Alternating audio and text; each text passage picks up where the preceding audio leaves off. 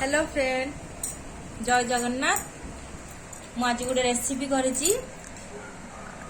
तो समस्त को जना अच्छी से है दहीबरा देखंतु ये है दहीबरा ये है आलुदम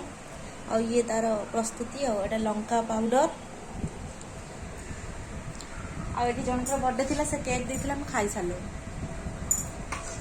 सेठी तो मोर पतिदेव खाऊंट दहीबरा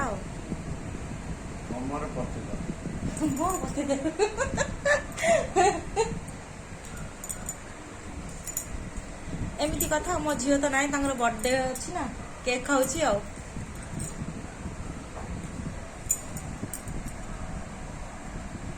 आउ कौन कह आउ तो किसी ना गोटे फुल भल बड़ वीडियो कर छाड़ी भल लगुले लाइक कर।